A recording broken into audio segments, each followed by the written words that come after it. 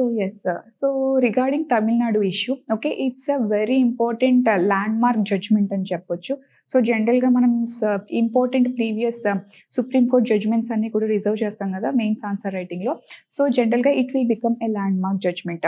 అంటే ఇప్పటి వరకు కూడా సుప్రీం కోర్ట్ ఎప్పుడూ చూపించలేనంత జ్యుడిషియల్ యాక్టివిజం అనేది చూపించిందనమాట. Very, very, very important judgement. Okay.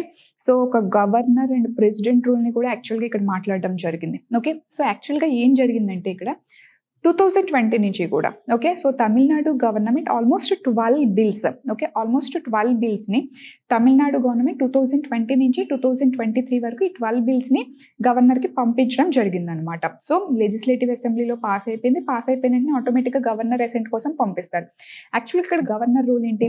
Either he has to accept or he has to reject or he has to send it again to legislative assembly for reconsideration. ఈ మూడిట్లో ఏదో ఒకటి జరగాలి. Okay.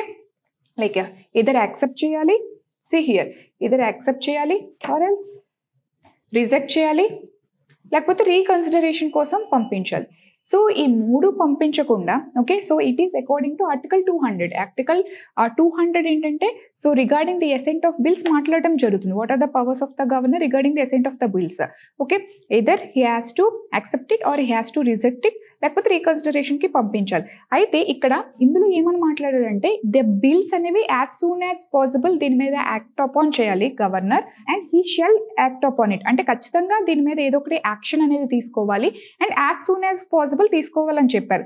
అంతే తప్పితే what is the major loophole in this point అంటే in this article అంటే what time అంటే టైం క్లాజ్ అనేది మెన్షన్ చేయలేదు. నెల, 2 నెలల, సంవత్సరమా, 10 సంవత్సరాల టైం క్లాజ్ అనేది మెన్షన్ చేయలేదు. సో ఈ క్లాజ్ ఎప్పుడైతే టైం క్లాజ్ మెన్షన్ చేయలేదో యాక్చువల్గా it is the loophole అనమాట. సో దీన్ని చాలా ఎక్కువగా మిస్యూజ్ చేస్తున్నారు చాలా గవర్నర్స్ అనమాట. సో ఈ పర్టికులర్ అంటే ఎప్పుడైతే స్టేట్లో ఒక పర్టికులర్ గవర్నమెంట్ ఉండి governor who is appointed by the central government okay. Another government ఏంటంటే సో జనరల్గా వీళ్ళిద్దరికి మధ్య సమ్ ఇష్యూస్ ఏవైనా ఉంటే ఈ పర్టికులర్ ఇష్యూస్ జరుగుతాయి. సో గవర్నర్ ఏంటైతే ఉంటారో గవర్నర్ హోల్డ్ చేసేస్తారు bills. The same thing happened అనమాట. సో 2020 నుంచి 23 వరకు ఆల్మోస్ట్ 12 బిల్స్ తమిళనాడు గవర్నమెంట్ పంపిస్తే ఈ 12 బిల్స్ని కూడా హోల్డ్ చేసేసడం జరిగిందనమాట. అయితే అందుకని 2023లో యాక్చువల్గా తమిళనాడు గవర్నమెంట్ అంటే it approach supreme court okay. So ఒక కేసుని ఫైల్ చేయడం జరిగింది, సుప్రీం కోర్ట్కి అప్రోచ్ అవ్వడం. ఎప్పుడైతే తమిళనాడు గవర్నమెంట్ సుప్రీం కోర్ట్ని అప్రోచ్ అవ్వడం జరిగిందో అప్పుడు ఏంటంటే ఈ 12 బిల్స్లో 2 బిల్స్ని గవర్నర్ గారు ప్రెసిడెంట్ గారికి పంపించడం జరిగిందనమాట. 2 బిల్స్ని ఓకే. 10 బిల్స్ని ఇంకా హోల్డ్ చేశారు. అప్పుడు మళ్ళీ తమిళనాడు గవర్నమెంట్ ఈ కేసు అనేది జరుగుతున్నప్పటికీ కూడా తమిళనాడు గవర్నమెంట్ మళ్ళీ స్పెసిఫిక్గా ఒక స్పెషల్ సెషన్ పెట్టి ఈ 10 బిల్స్ని మళ్ళీ పాస్ చేసింది. మళ్ళీ పాస్ చేసి మళ్ళీ గవర్నర్కి ఇస్తే మళ్ళీ గవర్నర్ ఏం చేశారు? ఈ 10 బిల్స్ని తీసుకువెళ్ళి మళ్ళీ ప్రెసిడెంట్కి పంపించడం జరిగింది. అందులో ప్రెసిడెంట్ ఏం చేశారు? అందులో ప్రెసిడెంట్ 1 బిల్ని అసెంట్ ఓకే. సో యాక్ట్ కింద మార్చారు, అసెంట్ తెలిపారు అండ్ 7 బిల్స్ని రిజెక్ట్ చేశారు అండ్ 2 బిల్స్ని అసలు కన్సిడర్ కూడా చేయలేదు ఓకే. సో ఈ పర్టికులర్ ఇష్యూ మీద సుప్రీం కోర్టుకి వెళ్తే సుప్రీం కోర్ట్ ఏం చేసిందంటే తన యొక్క particular powers according to okay article 142 which talks about the powers of supreme court okay. So article 142 పరంగా సో ఇప్పటి వరకు ఎప్పుడు చూపించలేని జ్యుడిషియల్ యాక్టివిజం చూపించింది అనమాట సుప్రీం కోర్ట్. సో యాక్చువల్గా ఇది గవర్నర్ చేసింది, ఇది కరెక్ట్ కాదు. తనకి ఏదైతే పవర్స్ని ఇచ్చామో అది మిస్యూజ్ చేస్తున్నట్లు అవుతుంది okay. As soon as possible తను దీన్ని ఏదో ఒకటి దీని మీద ఒక డెసిషన్ వరకు రావాలి, దీన్ని ఇలా హోల్డ్ చేయడం కరెక్ట్ కాదు. సో అందుకని దీని మీద మేము యాక్ట్ చేసి ఈ 10 బిల్స్ ఏవైతే ఉన్నాయో these are deemed to be passed, ఇవి ఇంకా పాస్ అయిపోయినట్టే, ఇవి యాక్ట్స్ అయిపోయినట్టే అని డిక్లేర్ చేసేసడం జరిగింది. యాక్చువల్గా అది యాక్ట్ అవ్వాలా లేదా అని చెప్పేసి ఎవరు డిక్లేర్ చేస్తారు? స్టేట్ అయితే గవర్నర్, సెంట్రల్ అయితే ప్రెసిడెంట్. బట్ ఇవి యాక్ట్స్ అయిపోయి అని చెప్పి ఒక సుప్రీం కోర్ట్ ఒక జ్యుడిషియరీ లెజిస్లేటివ్ మీద ఈ టైప్ ఆఫ్ యాక్ట్స్ కింద కన్వర్ట్ చేసే ఈ పర్టికులర్ డిసిషన్ ఏదైతే ఉందో వెర్డిక్ట్ ఏదైందో ఇట్స్ అ వెరీ ఇంపార్టెంట్ అనమాట ఓకే. ఇది it will become a landmark judgement కూడా ఓకే. సో యాక్చువల్గా ఇక్కడ సీ హియర్ ఇందులో కొన్ని ప్రెసిడెంట్ రిజెక్ట్ చేసి నాట్ కన్సిడర్ చేయలేనివి కూడా ఉన్నాయి. బట్ అవన్నీ కూడా డీమ్డ్ టు బి పాస్డ్, అవి పాస్ అయిపోయినట్టుగా నేను పరిగణిస్తాను అని చెప్పేసి చెప్పడం జరిగింది అనమాట ఓకే. ఇది ఈ రకంగా అండ్ గవర్నర్ కి ఏ లాట్ ఆఫ్ అక్షంతలు కూడా వేయడం జరిగింది టు బి టిపికల్ గా. అయితే మాత్రం ఇదే విషయం కాదు, తమిళనాడు విషయంలో గవర్నర్స్ ఈ పర్టికులర్ ఇష్యూస్ ని క్రియేట్ చేస్తున్నప్పుడు a lot of supreme court judgments వీటి మీద రెస్పాండ్ అవ్వడం, బట్ అయినా తమిళనాడు గవర్నమెంట్ వీటిని సరిగా పట్టించుకోకపోవడం కూడా జరిగింది okay. So this judgement is very very important. అయితే తమిళనాడు మీరు చూస్తే కరెంట్ అఫైర్స్ చాలా ఎక్కువగా ఉంటుంది regarding delimitation issue okay, regarding 3 languages issue. Okay, so national education policy పరంగా ఏంటంటే హిందీ అనే లాంగ్వేజ్ని మా మీద రుద్దకండి. Regarding NEET examination. Okay, so NEET examination వల్ల మా తమిళనాడులో మెడికల్ సీట్స్ అనేవి తగ్గిపోతున్నాయి, మెడికల్ పీపుల్ స్టాండర్డ్ తగ్గిపోతుంది. ఓకే, సో నీట్ ఎగ్జామినేషన్ మీద తమిళనాడుకి issue, 3 languages national education policy మీద ఇష్యూస్ అనేది రావడం జరిగింది, డీలిమిటేషన్ మీద ఇష్యూస్.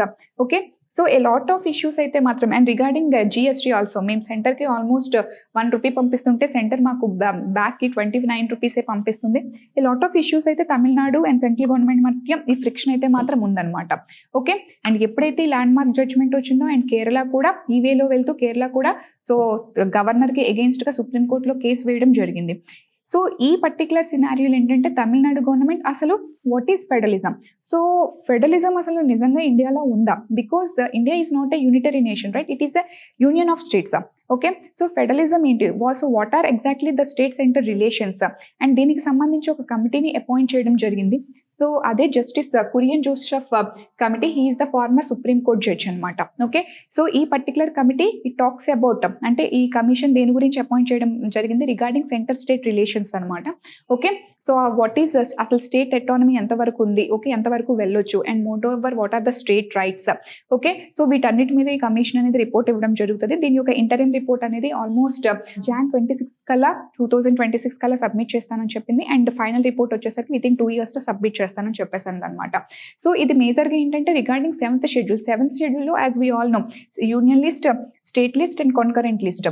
అయితే చాలా వరకు స్టేట్స్ ఏమని చెప్తున్నాయంటే స్టేట్ లిస్ట్లో ఏవైతే సబ్జెక్ట్స్ ఉన్నాయో ఆ సబ్జెక్ట్స్ని సెంట్రల్ గవర్నమెంట్ కాన్కరెంట్ లిస్ట్లోకి డైవర్ట్ చేసేసి దాని మీద లాస్ చేస్తుంది. ఫర్ ఎగ్జాంపుల్ అగ్రికల్చర్ ఉందనుకోండి, agriculture is actually state subject, but 2000లో మీరు 3 ఫార్మ్ బిల్స్లో కాన్కరెంట్ లిస్ట్ కింద మాట్లాడి 3 ఫార్ములాస్ని తీసుకురావడం జరిగింది. ఈ రకంగా హెల్త్ అవ్వచ్చు, what ever it is, so police అవ్వచ్చు, స్టేట్ సబ్జెక్ట్స్ ఏవైతే ఉన్నాయో వీటిని కాన్కరెంట్ లిస్ట్లోకి మార్చేసి ఓకే వాటి మీద చట్టాలు చేసి స్టేట్ యొక్క పవర్స్ని తగ్గించేస్తుంది అని చెప్పేసి అసలు సెంటర్ స్టేట్ రిలేషన్స్ ఎలా ఉండాలి and regarding the autonomy of the state వీటి గురించి మాట్లాడడానికి పర్టికులర్ కురియన్ జోసెఫ్ కమిటీని అపాయింట్ చేయడం జరిగింది. అయితే ఈ రకంగా కమిటీని అపాయింట్ చేయడం Tamil Nadu government it's not a very recent అనమాట, it's not very first time కూడా.